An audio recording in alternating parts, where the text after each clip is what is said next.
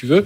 Et là, ça peut freiner un peu tout ça. Donc, c'est un peu tout ça. Donc, il y a une stratégie industrielle qui va être intéressante à regarder.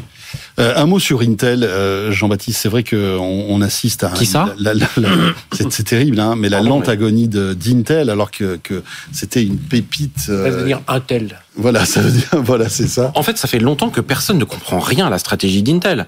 Que ce soit au marketing, avant, c'était quand même... Pentium 4, il y avait des pubs, etc. Aujourd'hui, on ne comprend rien à la gamme, une gamme hyper compliquée, la partie serveur, et ils sont endormis et ils sont vraiment ankylosés. Quand on parle avec des gens d'Intel, c'est Boeing, quoi. C'est des process, et ils ont perdu le focus, et ils ont jamais été capables de faire du logiciel correct. Et Nvidia, c'est ça qui permet a toujours été capable de le faire ça. Et puis ils ont fait des décisions stratégiques incroyables, notamment sur leur partie. Ils ont raté le virage du mobile, alors qu'ils avaient une division mobile qui s'appelait Xscale, qu'ils ont vendue pour rien, parce que ça faisait moins de marge. Et donc, pour faire plaisir aux investisseurs, ils ont fait une erreur stratégique en se disant, OK, on va réduire. Ils ont vendu ça. Et sur l'IA, ils ont rien compris. Ils ont raté les GPU. C'est-à-dire, même pour les gaming, ils savaient qu'il y avait d'autres usages des GPU. Ils ont rien compris. On leur a dit, ils ne savent pas faire. Ma question, c'est quand est-ce qu'ils vont se faire remanger, ouais. Là, c'est ce dont on parle. Hein. Bon, c'est 2025, non? Mais on parle de scission. Mais tu sais, l'autre soir, on parlait aussi par rapport à la stratégie. Je ne sais plus qui disait ça. Disait qu'il rencontrait des gens d'Intel. Il disait, mais vous êtes dans lequel Intel?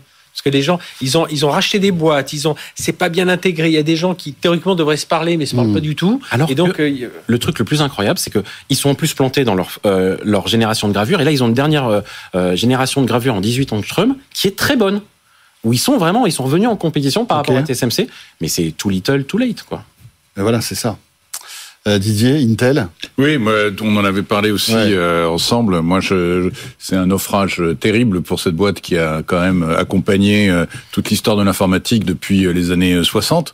Malheureusement, effectivement, c'est des erreurs de management, de stratégie, comme tu disais, faire plaisir aux actionnaires avant de chercher à innover. Même chose que chez HP. Et puis, il y a aussi le péché originel, hein, qui est, encore une fois, je vais me répéter, mais c'est d'avoir fait confiance, à l'architecture CISC, alors que c'était sur le risque qu'il fallait miser, ce qu'a fait Nvidia, ce qu'a fait tous les gens qui utilisent maintenant les processeurs à technologie ARM. Puis c'est avoir cru trop longtemps que ils avaient bien verrouillé avec tous les fabricants de PC, de serveurs, en disant de toute façon ils nous quitteront jamais, on est vraiment leur fournisseur. Et puis peu à peu ils n'ont pas senti le vent quand même un Apple qui est venu tard a commencé à dire non mais nous finalement et puis derrière il y en a plein d'autres qui sont partis. Mais quand vous voyez aujourd'hui, ils l'ont pas senti. Ils sentaient tellement en disant de toute façon ils ont tellement besoin de nous que on sera obligé d'être toujours là. Imaginez, il y a 2 ans à peine qu'on pourrait acheter un PC avec un processeur Qualcomm à l'intérieur à la place d'un processeur Intel. C'est dingue. Et aujourd'hui... Mais est-ce que Qualcomm va racheter Intel ? C'est un scénario tout à fait c'est un scénario, mais est-ce que c'est intéressant pour Qualcomm de racheter Intel ? C'est aussi la question. Oui, parce que je pense... D'abord, tu as beaucoup de brevets. Oui, il y a beaucoup de brevets. Tu as quand même une capacité manufacturing et une compétence, c'est quand même pas négligeable. Tu as quand même un marché du PC qui reste Intel, alors que le marché du serveur est un marché AMD. Donc il y a quand même beaucoup de choses à aller récupérer.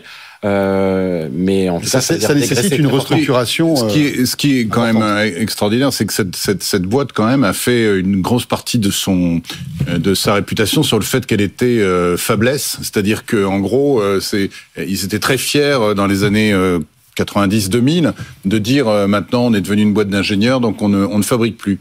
Résultat, la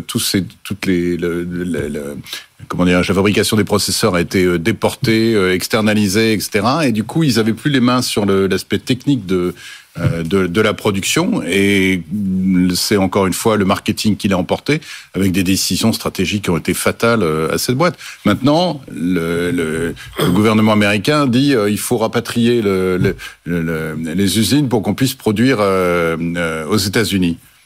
Je suis pas sûr qu'Intel soit non, ils sont pas dans cette logique-là du tout. Hein. Bien sûr, c'est clair. Voilà pour ce sujet, et je vous propose maintenant d'enchaîner sur Mistral.